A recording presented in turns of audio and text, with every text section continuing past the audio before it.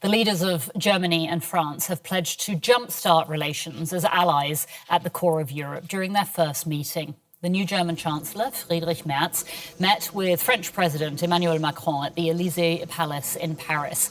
They pledged to strengthen European defence and give Ukraine security guarantees. They also said boosting European competitiveness would be a priority.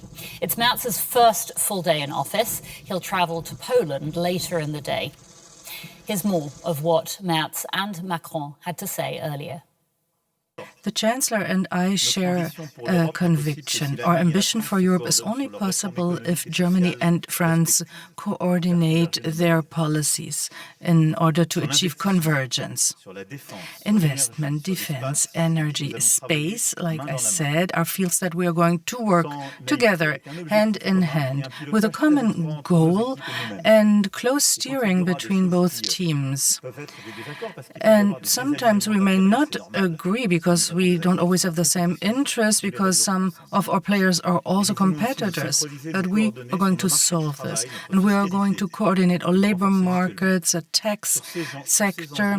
And we want to recreate and jumpstart the Franco-German reflex. Ladies and gentlemen, Europe has enormous challenges ahead. First and foremost, it needs to become safer. But as Emmanuel Macron said in his speech, Europe also needs to become more competitive. And to achieve that, we need to be more united. We are only going to overcome these challenges if Germany and France stand closer together than in the past.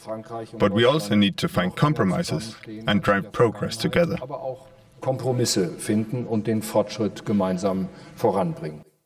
DW's chief political editor, Michaela Köfner, was at that press conference in Paris, listening to Merz and Macron.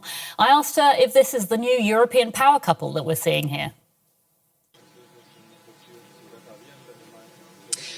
Well, the short answer would be yes. After all, France is a nuclear power and Germany is Europe's largest economy. So we certainly saw a lot of power standing there and speaking about wanting to create nothing less than a joint Franco-German reflex, with both countries being almost infamous for wanting the same thing in the end, but then having completely two different ways of going about things. And one example is the Mercosur agreement, the trade agreement that is still in the pipeline, has been for many years, and where France is putting up resistance. It wants to protect its own producers, particularly food producers, from much cheaper competition.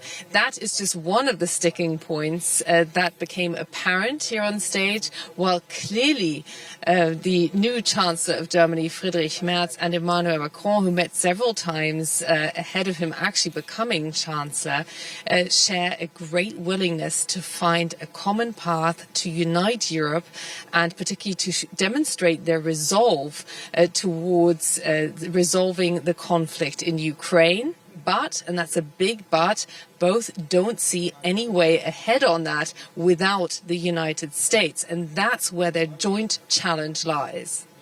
Both leaders, as we heard, talked a lot about a fresh start to the German-Franco relationship. You just said, though, Michaela, they have different ways often of going about things, and there are still a good number of actual differences between them, aren't there?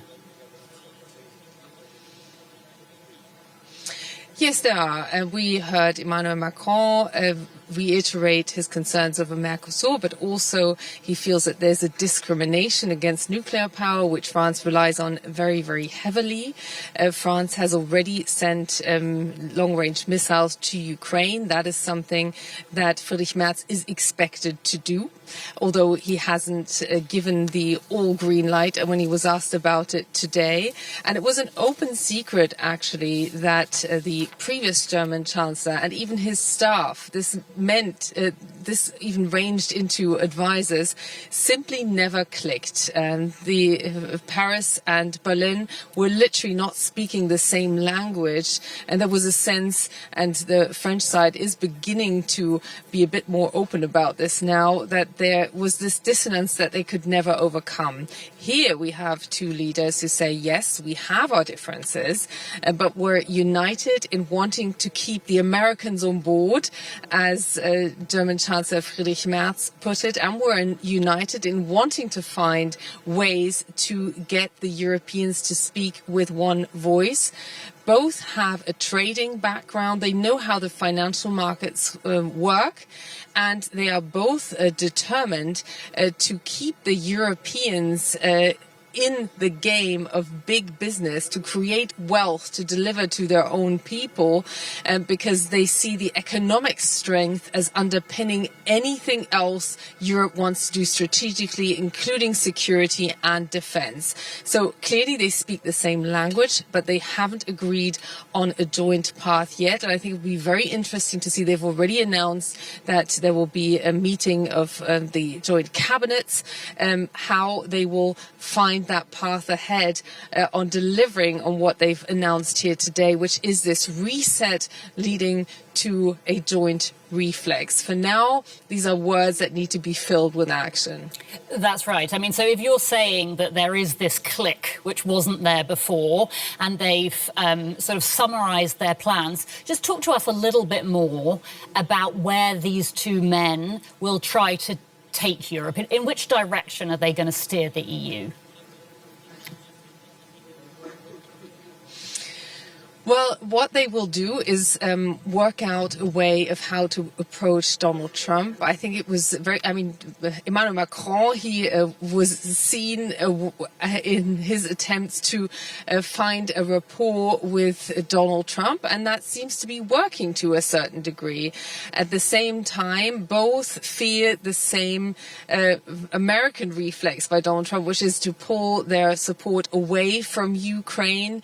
That is an element where you could see the Europeans blackmailed into not just spending more, but also no longer being able to back Ukraine in its attempt to find what is called a just peace, not having to give too much, literally give too much ground to Russia's President Vladimir Putin. So this is one of the areas where they are clearly consulting with each other.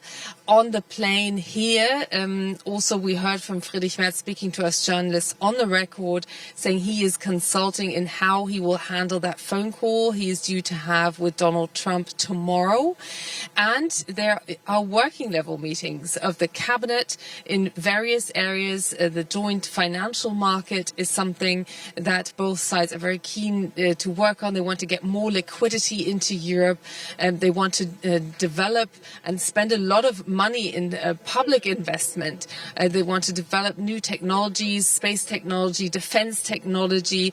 And the interesting thing will be how they want to converge their defense industries, because that's an elegant word, but it means that both sides might have to give ground in what will increasingly become a multi-billion euro economy. Just briefly, Michaela, you mentioned that Merz is going to be talking to Donald Trump on the phone tomorrow. First, though, today he's heading to Warsaw, isn't he, to meet the Polish Prime Minister Donald Tusk. Just tell us why Warsaw and what will they be discussing?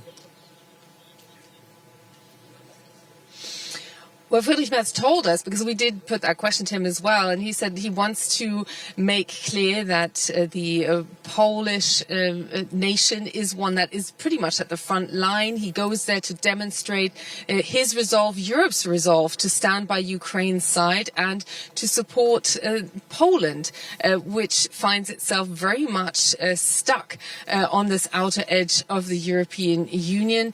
It is first in line there if this conflict should get out of hand in any kind of direction. I also want to mention that both leaders stressed how concerned they are about the conflict in India and Pakistan. And Friedrich Merz was also asked about Gaza, and here he called upon Israel to ensure that humanitarian assistance gets through and Israel to actually fulfill its responsibility towards a civilian population, which he feels Israel needs to do a lot more. These are very carefully phrased words by Friedrich Merz, who is a staunch ally of Israel, and this counts as pretty much the harshest criticism, although it doesn't sound like it, that we've heard from him in a very long time. We're going to have to leave it there, but Michaela, thank you so much. That's DW's chief political editor, Michaela Küffner, reporting from Paris.